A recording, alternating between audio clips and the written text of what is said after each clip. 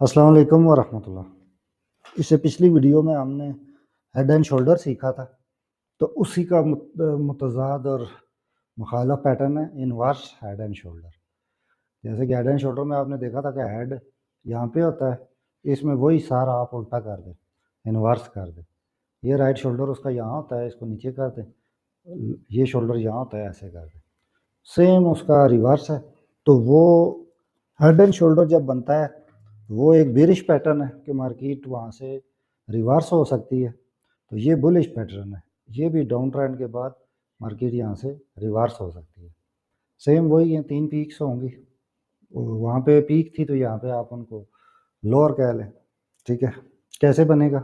Market इस तरीके से इम्पल्स मूव लेगी, डाउन साइड पुल बैक करेगी और दोबारा से जब ये लो ब्रेक करेगी तो नया जब लोअर लगाएगी तो इसको आप पहले इस पुल बैक वाली जगह को लेफ़्ट शोल्डर कहेंगे, इसको आप हेड कहेंगे और ये जो ऊपर डबल टॉप बनेगा इसको आप नेक लाइन कहेंगे। तो मार्केट जब भी इस तरीके से बनाएगी तो आपने इसको मार्क कर लेना है और नेक लाइन के ब्रेकआउट पे आपने ट्रेड अपनी मैनेज करनी है।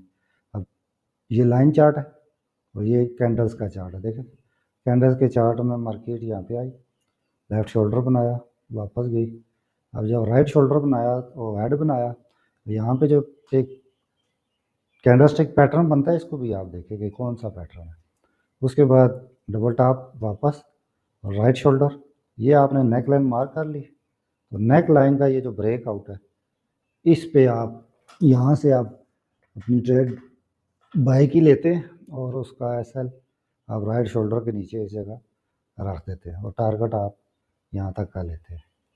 तो आप इसी तरीके से एक एक चीज़ को प्रैक्टिस करें, इंशाअल्लाह जो है ना बेसिक से सीखेंगे तो जितनी बेस स्ट्रॉन्ग होगी इतना आपके लिए अच्छा रहेगा।